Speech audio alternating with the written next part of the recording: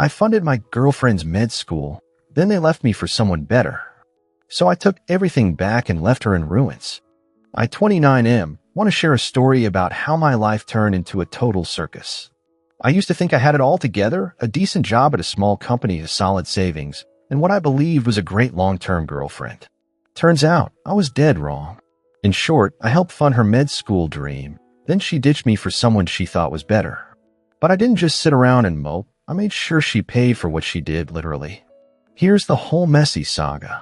I met my ex-girlfriend about 4 years ago at a massive barbecue my cousin organized.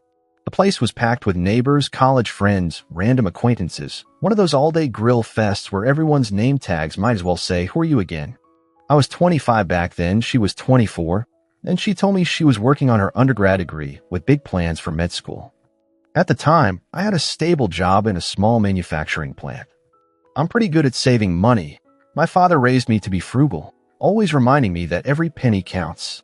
My mother was the supportive type, encouraging me to aim higher but also making sure I stayed grounded. So, fast forward a bit. My ex applied to med school and got in, which was a huge celebration for both of us. We've been dating steadily, and I honestly thought she was the one. She gushed about how excited she was to start this new chapter, but then she freaked out about tuition costs. Her family wasn't in a position to help much, and student loans freaked her out.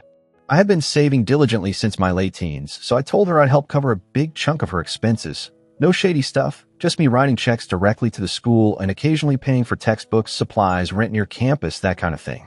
My father and mother both thought I should be cautious, but I brushed that aside. I was convinced this was an investment in our future together. In the beginning, everything seemed perfect. She was so grateful, always talking about how my support let her focus on studying without worrying about debt. We had fun weekends when she wasn't swamped with assignments, and she seemed to love hanging out with my family. My parents liked her drive, and my cousins joked that I'd found myself a future doctor who'd take care of me when I got old. I felt like the luckiest guy in the world. Then cracks started to show. It wasn't some dramatic shift overnight, just small things that started piling up. She became more distant, always glued to her phone, laughing at texts she never wanted to show me. She started talking about wanting a flashier lifestyle, nicer restaurants, more upscale parties, more extravagant weekend trips, stuff that didn't really fit the budget of a med student and a guy saving for a house. But I tried to be understanding. Med school is tough. Maybe she just needed an outlet. One night, there was a semi-formal event for her med school. Usually she'd invite me to these things, but this time she insisted I skip it. She called it a boring school function I wouldn't enjoy. I felt weird about that because she'd always asked me along before, but I didn't want to push. She came home around 2 a.m., smelling like perfume that didn't belong to her. She passed it off as random party vibes, but I felt a knot in my stomach. Something was off. Before I could really confront her, another red flag popped up. Her phone kept buzzing one afternoon while she napped on the couch. A text preview from a contact labeled said something like, "I can't wait to see you again." Obviously, my blood pressure soared. She caught me glancing at her screen and freaked out, yelling about privacy. She said M was a group partner for a project, but it all felt fishy. I decided to let it go for the moment, but I started watching more carefully.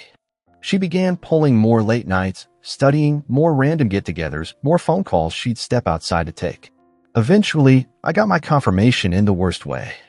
I tried to surprise her by bringing homemade lunch to her campus, figuring it'd be a nice gesture. I found her at a local cafe, sitting with some tall dude in a crisp shirt, holding hands across the table. My heart sank. When I walked up to say hi, she looked horrified. She introduced me as just a friend. The guy gave me this smug grin. I wanted to punch him, but I kept my cool and left. A huge argument erupted that night. She finally admitted there was someone else, then added, "I need a partner who can give me the future I deserve." That line cut deeper than anything else. I've been paying for her schooling, giving her every chance to chase her dreams, and that still wasn't good enough. She wanted someone more successful, or at least more glamorous. I was shattered at first, but once the anger kicked in, I decided I wouldn't just roll over. She basically used me to fund her education, then replaced me.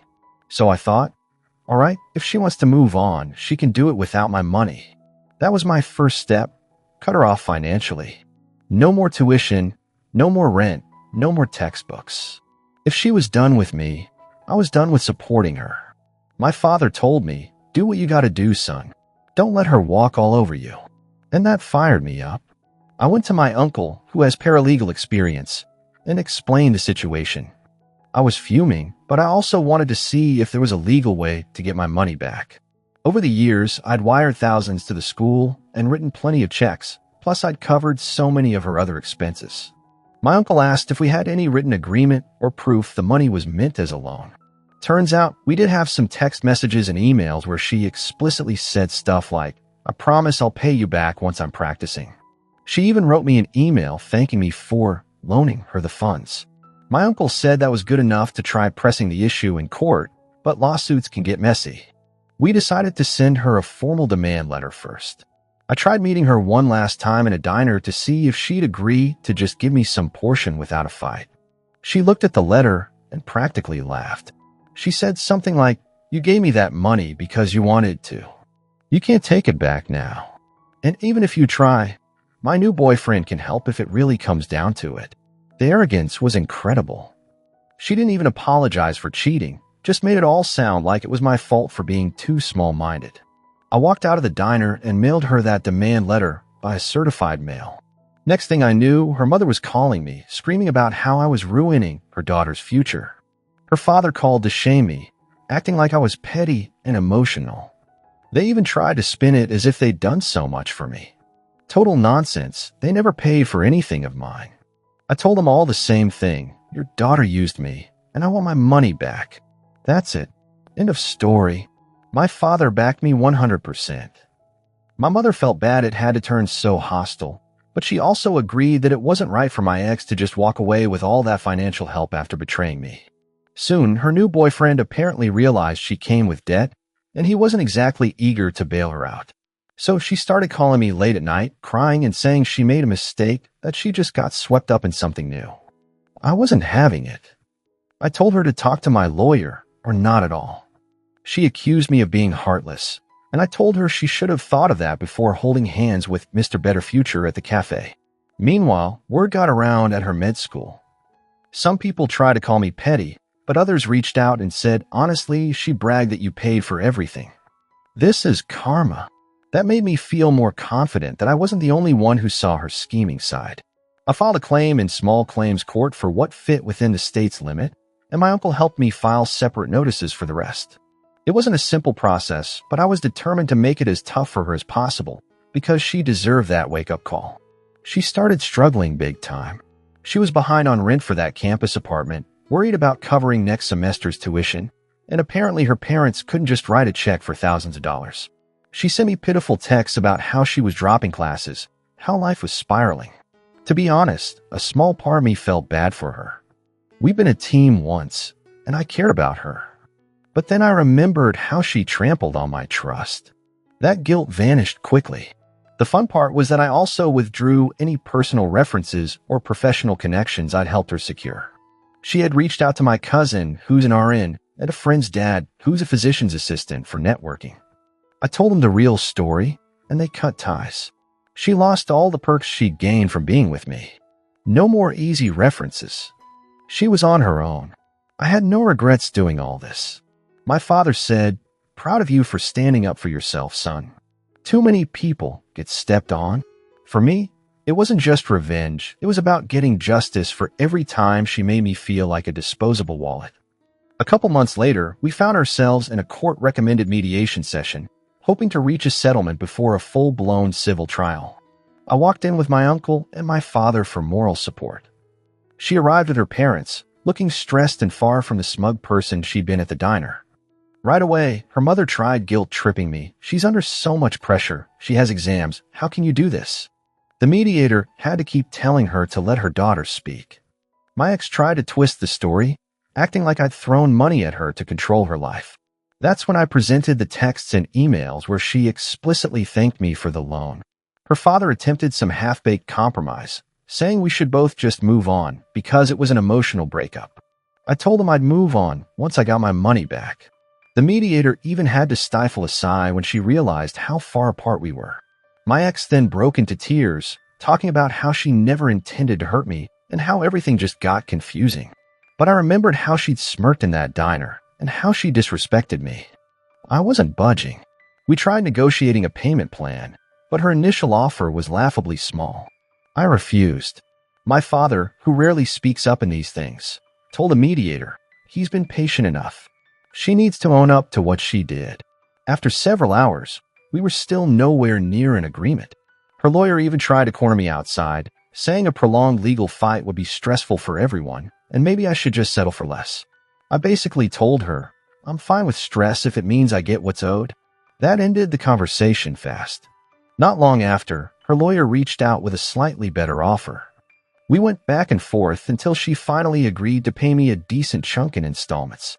It wasn't the entire amount, but it was close enough that I felt vindicated. Because of all this, she had to withdraw from her upcoming semester. She just couldn't keep up financially or mentally. Her parents blamed me for destroying her future, but they seemed to forget it was her choice to cheat and toss me aside. If she'd stayed loyal, we'd probably be planning a wedding and living comfortably, but she wanted a grander life and found a new guy who promptly bailed on her once money got tight. Tough luck. After that, she reached out a few more times, claiming she needed someone to talk to. I told her I wasn't interested. I reminded her that any communication should go through the lawyers. She called me heartless again, but I was beyond caring at that point. My father told me, this is what a reality check looks like, and he wasn't wrong. We had one final hearing to confirm the settlement, and she tried one last dirty trick, claiming I falsified the text messages. She brought along a friend who tried backing up that story, but my uncle quickly presented original records, complete with timestamps, and the judge basically scolded her side for wasting everyone's time. It was a humiliating blow for them. They had no choice but to accept the settlement terms. I walked out of the courthouse feeling like I'd won back my dignity. I might not have recovered every single dollar, but it was close. And there's no price tag on the satisfaction of watching her entitlement crumble. I'd shown her that using people has consequences. She wanted a better life? Well, now she could figure it out with no freebies from me. After all that, I blocked her everywhere: phone, social media, email. I wanted zero contact. Even my parents told me they were done with her family. No more awkward phone calls. No more empty apologies.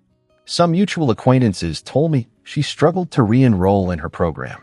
She also lost the scholarship opportunity she was eyeing because her grades slipped while juggling this legal mess. Her new boyfriend was long gone, and she moved into a tiny place away from campus. I heard she picked up side gigs just to cover basic expenses. People say revenge doesn't fix anything, but it gave me closure. She tried to make me her doormat, and I flipped the script. She used me for tuition and living expenses, then tossed me aside for someone better. Well, guess what? Her better option bailed, and she ended up stuck with huge debts and no smooth path back to med school.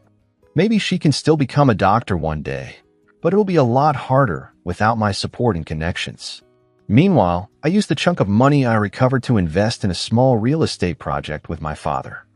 I'm putting my energy into work, friends, and actually enjoying life, free from her drama. I'm more cautious about relationships now. If I ever help someone financially to that degree again, I'm making sure it's all on paper, ironclad, and that I'm not being played for a fool. My father often says, experience is the best teacher, even if the tuition is steep, and I finally understand what he means. I'm sharing this to let people know they don't have to just roll over when someone wrongs them. You can fight back, stand your ground, and make sure the person who messed with you faces real consequences.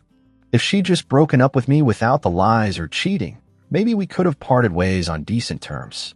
But she wanted it all, my money, my time, and then she moved on to a better guy without returning a dime. She played herself by pushing me too far, and I'm not even sorry for how things ended up. I'm moving forward, stronger, and a bit wiser. Sure, it stung to realize she saw me as a stepping stone, but at least I turned her betrayal into a lesson. And there's a twisted sense of justice in knowing she's the one struggling now, while I'm investing in building a stable future for myself. It might sound harsh, but if you trample someone's trust, don't be shocked when they come at you with everything they've got. That's what happened here, and I regret nothing. She started this game, but I made sure to finish it on my terms.